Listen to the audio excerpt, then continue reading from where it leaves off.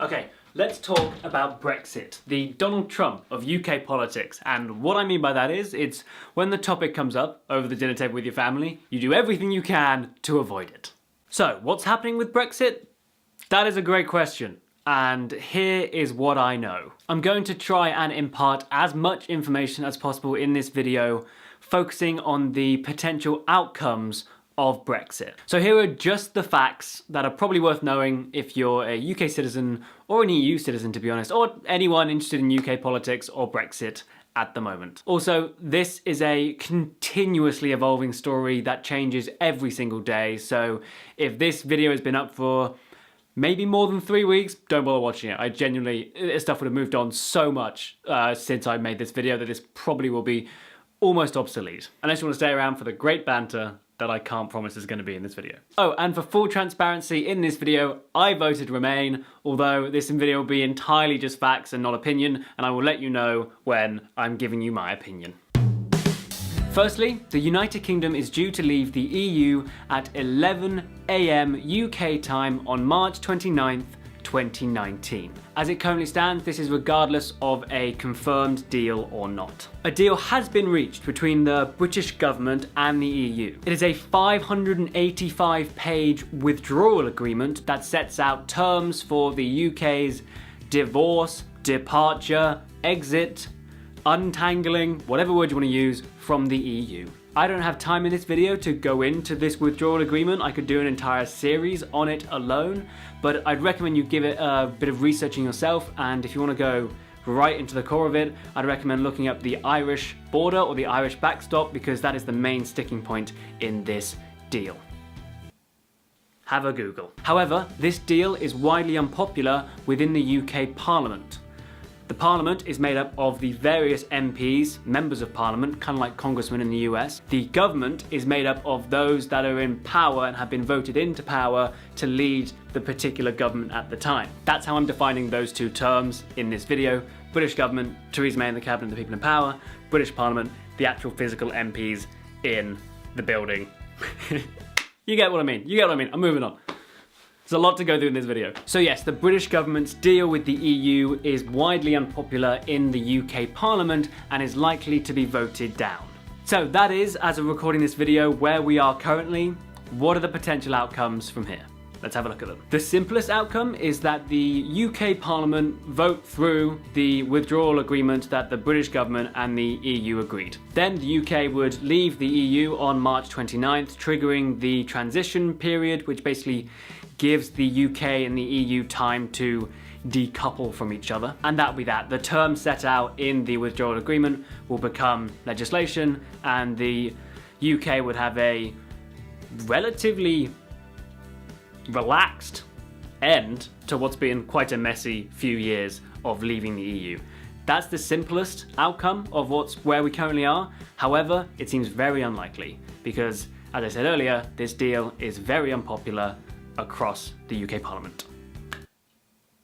This brings us on to option 2. So the second option, like the rest of the options I'm about to go through, starts with the Parliament voting down this deal, which seems quite likely at this point. From that point, the seemingly simplest option is that the UK government go back to the EU and try and renegotiate a deal that they could then try and pass through Parliament. However, the EU has flatly said that they're done negotiating and won't renegotiate this deal. So it's a bit of a stick in the works for that one. So unless the EU changes its mind, which we'll look at later on, this option seems very unlikely as well. A third option is that a general election is called, which would be interesting. That's my opinion, not a fact. A general election would mean that the public vote on a new government. However, this is also somewhat unlikely because of the deadline of the UK leaving the EU is March 29th, so trying to cram in a general election before then seems difficult to say the least. Again, that's an opinion, I think. No, I think that's a fact. It would be difficult to try and do a general election before March. That's a fact. However, what could potentially happen is that the leaving date for the UK to leave the EU is pushed back, what's called extending Article 50. This would then give the UK time to have the general election. And you can bet that in this hypothetical general election, the overwhelmingly most important topic of conversation will be how will X party handle Brexit. A new government would most likely have different Brexit policies and so would potentially handle the situation differently. However, I would want to note a general election doesn't mean that the Conservatives can't win. There might be a general election and Theresa May, the current Prime Minister, and the Conservative Party might remain in power. If this general election happens, regardless of who wins, they will still be faced with the same options. However, as they potentially might have different Brexit policies, this might completely change how they handle the situation. For example, the Liberal Democrats want to stop Brexit altogether and they're in favour of a second referendum, so that would probably be the route that they would want to take.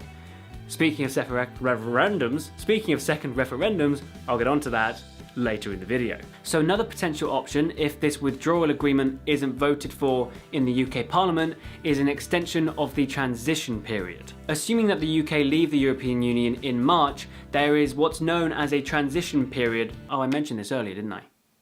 Extending the transition period would give the UK and the EU more time to disconnect from each other, basically. One of the biggest concerns about Brexit at the moment is trade and how the UK will trade with the EU after the UK has left the EU. So extending this transition period would give more time for a trade deal to be reached. The transition period in its current form is set to end in July 2020. However, if a trade deal isn't reached by then, the UK and the EU could opt to extend this transitional period to have time to create a deal.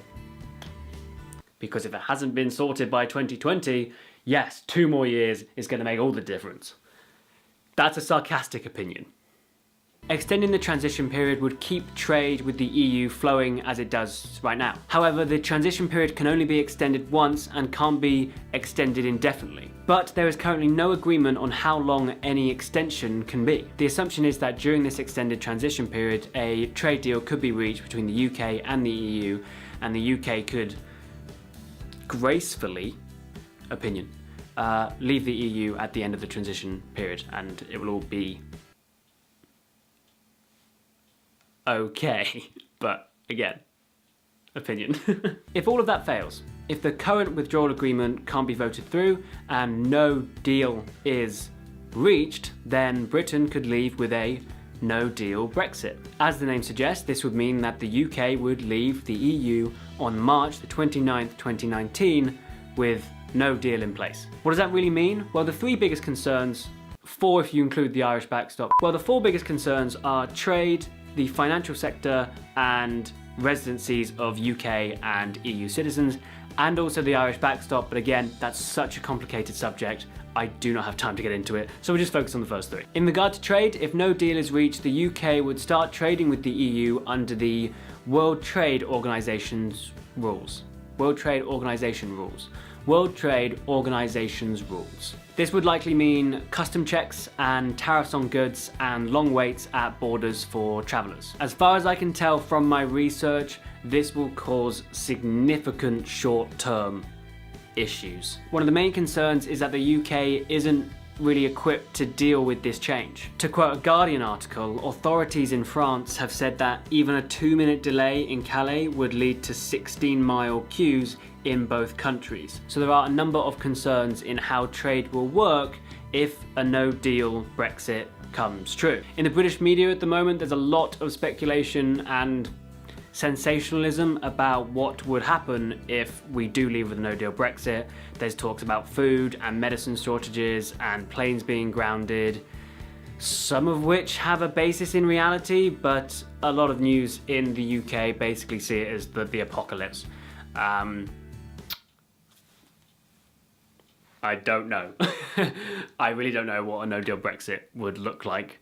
Apart from that, there would be issues for sure. How bad those issues are, that's up for debate.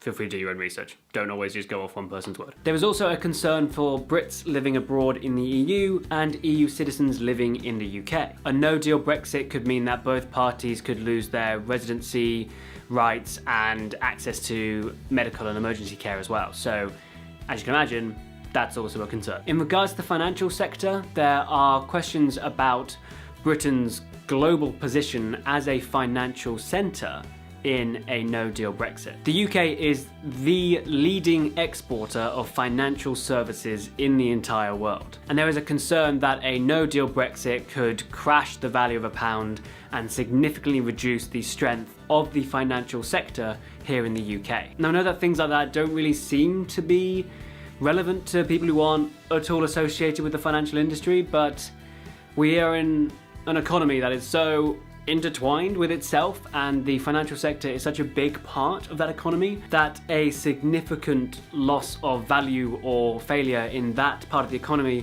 will have impacts across the entire economy. Just to throw some statistics at it, the financial services contributed £66 billion of tax revenue in 2014/15. That's a lot of tax revenue, whichever way you cut it. And if that was significantly decreased, that's a significant decrease in taxes available to the government to do stuff with. By the way, all the sources for everything I say in this video, statistics and things, are all down in the description.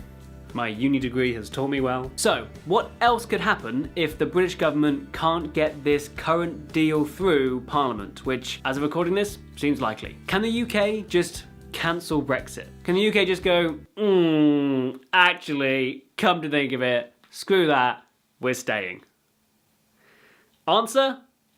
It's complicated. Recently, the European Court of Justice announced that the UK could cancel the Article 50 Brexit process without the permission of the other 27 member states in the EU. If this happened, then the UK would remain a member of the EU on its existing terms. There was, however, a clause. It wasn't technically a clause, but in the European Court of Justice's statement, they used the term democratic process. The UK can revoke the Article 50 Brexit process provided it does it democratically, basically, provided it does it with a democratic process. So this does suggest that the UK Parliament could cancel breakfast.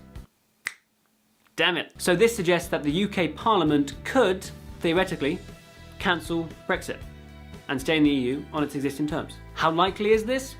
I think it's pretty unlikely. However, how likely is it Donald Trump wins the 2016 election? How likely is it that Britain votes leave the EU? It's so difficult to tell what's going to happen next. And finally, there is an option of a second referendum. How this would work? Firstly, the first step would be to extend Article 50. So just like in the general election, we'd extend Article 50 and then give us time to have this second referendum. And then at some point in the upcoming months, the public could vote on Brexit. What would the options presented to the public be? Nobody really knows. Nobody has actually considered what the second referendum would look like because it hasn't really been considered as an option yet. So it's relatively unlikely that a second referendum would happen. There is so much that I find really interesting about the potential of a second referendum. However, as you can see by that time code, we do not have time to get into it in this video. So, as of recording this in the final day of 2018, that is currently what's at play. What do I think is going to happen? Personally, what do I actually think? I genuinely have no idea.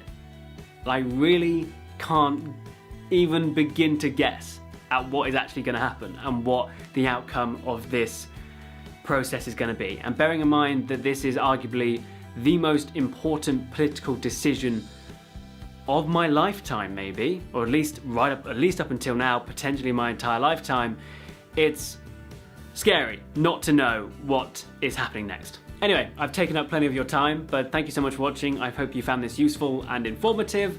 And if you are feeling up to it, then I'd love for you to share this with a friend who is also wondering at what is going on in regards to Brexit. Thanks so much for watching. Hope you have a fantastic 2019. And if you're a UK citizen like I am, I'll see you on the other side. Boom. Brexit. Sorted. Put me in power. I'll sort it out.